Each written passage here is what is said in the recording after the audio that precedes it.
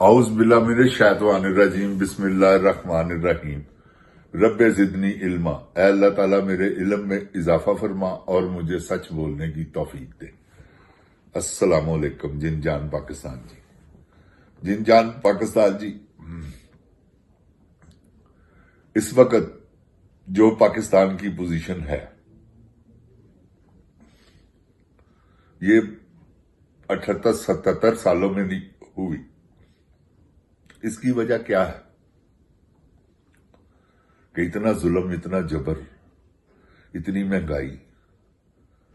कौन है इसके पीछे? जो इसके पीछे हैं वो आगे टीवी पे डिटाई में कहते हैं कि जी हमें सियासत में मत घसीटो। भाई सियासत में अगर तुम्हें नहीं घसीटेंगे तो किसे घसीटेंगे? तुम बता दो। ऑल इन ऑल हो, पाकिस्तान का सारा निजाम तुम पर डिपेंड करता है। अगर कोई और है तो बताओ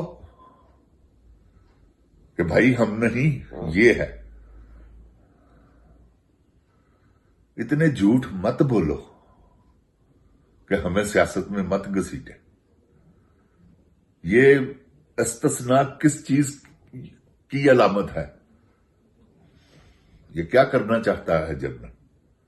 अगर इसने सियासत में नहीं आना, अगर इसने सदर पाकिस्तान नहीं बनना, क्योंकि ये सदर पाकिस्तान बनने के ख्वाब देख चुका है।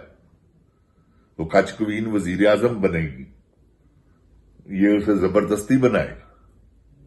ये वो बिलावल तो ऐसे ही वो घिया सा आदमी है, वो तो पागल है। मैंने तो किसी गल दे विच कदी कोई पावर नजर ही नहीं आई। खुसरा है वो जिनजान पाकिस्तान जी। हकीकत में जनाना है, जनाना। खुसरा भी नहीं है। खुसरे तो बड़े मुकद्दस होते हैं, जनाना है, जनाना।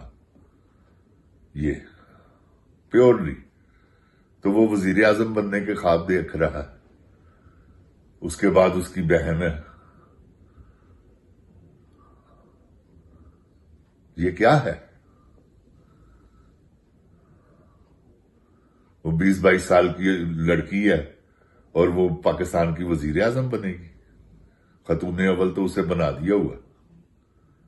जबरदस्ती इलेक्शन, चोरी के इलेक्शन में उसे जबरदस्ती जितवा कर, क्योंकि जरदारी बदमाश आदमी है।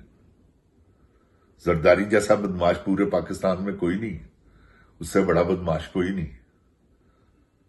बदमाश भी है और माफिया का सरगना है।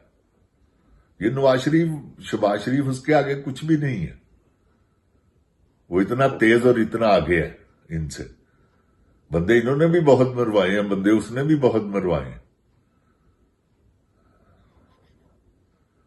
समझ गए आप? सड़कों पर इन्होंने घसीटना था।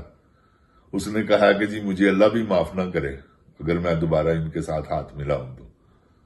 ये दोनों इतने बड़े बेगैरत हैं, आप अंदाजा लगा लें।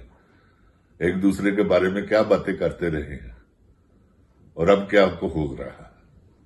क्या कर रहे हैं? आपके सामने है।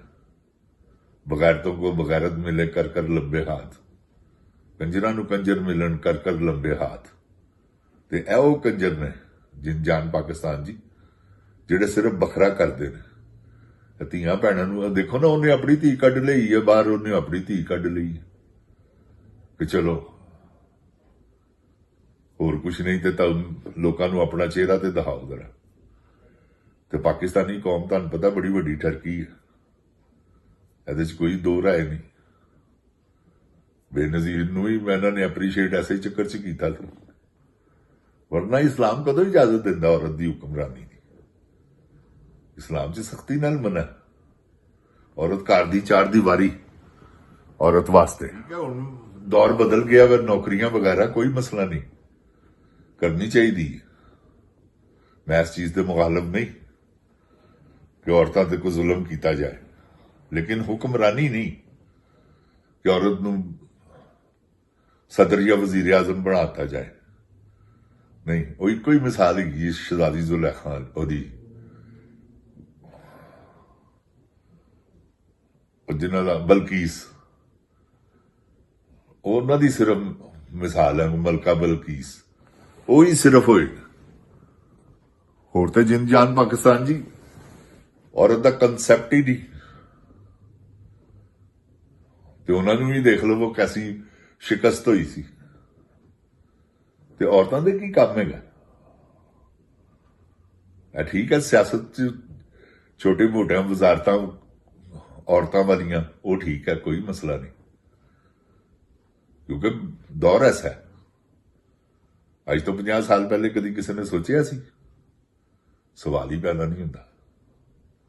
ਕਦੋਂ ਕਿਧਰੇ ਕਿਸੇ ਮੁਲਕ 'ਚ ਇੰਡੀਆ ਹੈਗਾ ਉਹ ਗੈਰ ਮੁਸਲਿਮ ਲੋਕ ਨੇ, ਇਸ ਕਰਕੇ ਉੱਥੇ ਵਜ਼ੀਰ ਆਜ਼ਮ ਬਣ ਗਈ ਉਹ। ਹਾਲਾਂਕਿ ਹਸੀਨਾ ਵਾਜਦ ਦੇਖੋ ਕੀ ਹਾਲ ਕੀਤਾ ਉਹਨਾਂ ਦਾ ਉਹਦਾ, ਕਿਉਂਕਿ ਉੱਥੇ ਵੀ ਐਸੇ ਤਰ੍ਹਾਂ ਜ਼ਬਰ ਦਾ ਦੌਰ ਸੀ ਜੋ ਇੱਥੇ ਹੈ ਕਿ ਜਿਹੜਾ ਬੋਲਿਆ ਮਿਲਟਰੀ ਉਹਨੂੰ ਚੁੱਕ ਕੇ ਲੈ ਗਈ। ਸਮਝ ਗਏ ਹੋ? ਐਸੇ ਤਰ੍ਹਾਂ ਹੀ ਉਹਨੇ ਵਕਤ ਗੁਜ਼ਾਰਿਆ ਹਸੀਨਾ ਵਾਜਦ ਨੇ ਵੀ ਜਬਰਨ, ਤੇ ਜਬਰਨ ਇਹ ਵੀ ਗੁਜ਼ਾਰ ਸਕਦੇ ਨੇ। ਉਹਨੇ ਜਬਰਨ ਹੀ ਵਜ਼ੀਰ ਆਲਾ ਬਣੀ ਹੈ ਨਾ, ਆਪਣੀ ਸੀਟ ਨਹੀਂ ਜਿੱਤੀ ਮੈਰ ਸ਼ਰਾਫਤ ਕੋਲੋਂ। ਤੇ ਜਿੰਦ ਜਾਨ ਪਾਕਿਸਤਾਨ ਜੀ ਵਜ਼ੀਰ ਆਲਾ ਬਣ ਗਈ। ਕਿੰਨੇ ਬਣਾਇਆ? ਜਿਨ੍ਹਾਂ ਦਾ ਸਿਆਸਤ 'ਚ ਕੋਈ ਅਮਲ ਦਖਲ ਨਹੀਂ। ਦੇਖੋ ਨਾ ਇਹ ਕੈਸੀ ਗੱਲ ਹੈ, ਆ ਕੇ ਕਹਿੰਦੇ ਨੇ ਕਿ ਜੀ ਸਾਨੂੰ ਸਿਆਸਤ 'ਚ ਨਾ ਘਸੀਟੋ।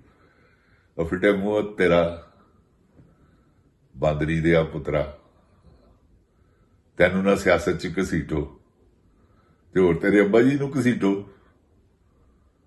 ਕਿਹਨੂੰ ਘਸੀਟੀਏ? ਦੱਸ ਉਹਦਾ ਨਾਂ। ਬਸ਼ਰਮੋ ਝੂਠ ਵੀ ਉਹ ਬੋਲੋ ਜਿਹੜਾ ਕੋ ਪਚ ਜਾਏ। ਤੁਸੀਂ ਤਾਂ ਬੇਸ਼ਰਮਾ ਝੂਠ ਬੋਲਦੇ ਹੋ ਜਿਹੜਾ ਪਚਦਾ ਹੀ ਨਹੀਂ।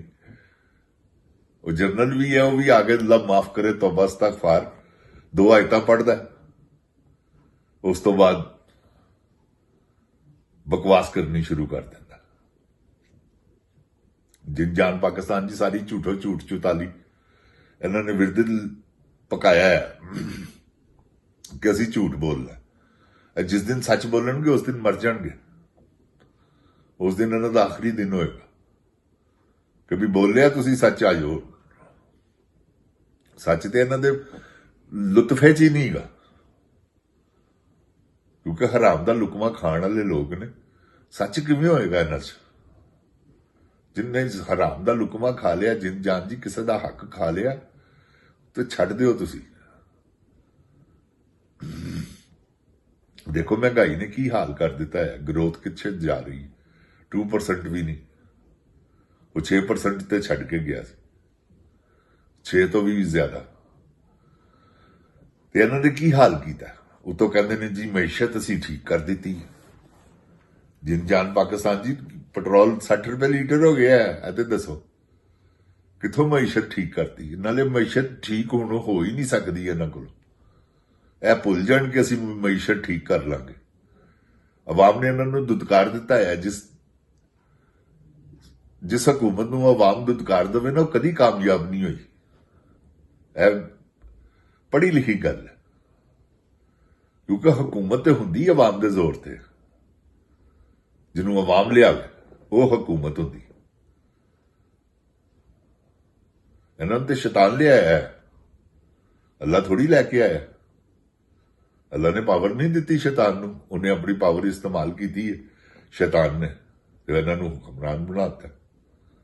ਦੇਖੋ ਨਾ, ਸਭ ਤੋਂ ਵੱਡਾ ਸ਼ੈਤਾਨ ਤੇ ਉਹ ਹੈ ਆਸਮ ਮੁਨੀਰ, ਜਿਹਨੇ ਤੋਬਾ ਨੌਜ਼ ਬਿल्ला ਸਾਰਾ ਪੁਆੜਾ ਪਾਇਆ ਪਾਕਿਸਤਾਨ 'ਚ। ਅੱਲਾਹ ਤਾਲਾ ਉਹਨੂੰ ਨਸਤੋ ਨਬੂਦ ਕਰੇ, ਉਹਦੇ ਬੱਚਿਆਂ ਨੂੰ ਵੀ, ਉਹਨੂੰ ਵੀ, ਉਹਦੇ ਨਾਲ ਦੇ ਜਿੰਨੇ ਆਲੇ ਦੁਆਲੇ ਹੈਗੇ ਨੇ ਇਸ ਨਜ਼ਰੀਆਤ ਦੇ, ਸਭ ਨੂੰ ਅੱਲਾਹ ਗਰਕ ਕਰੇ। ਅੱਲਾਹ ਜਿਹੜੇ ਪਾਕਿਸਤਾਨ ਦੇ ਮੁਖਾਲਿਫੀਨ ਨੇ ਸਭ ਨੂੰ ਗਰਕ ਕਰੇ। ਆਮੀਨ ਸੁਮ ਆਮੀਨ। ਜਿੰਦ ਜਾਨ ਪਾਕਿਸਤਾਨ ਜ਼ਿੰਦਾਬਾਦ। ਜਿੰਦ ਜਾਨ ਪਾਕਿਸਤਾਨ ਦੀ ਆਵਾਮ ਜ਼ਿੰਦਾਬਾਦ। अस्सलामुअलैकुम। ओए गोली क्यों चलाई?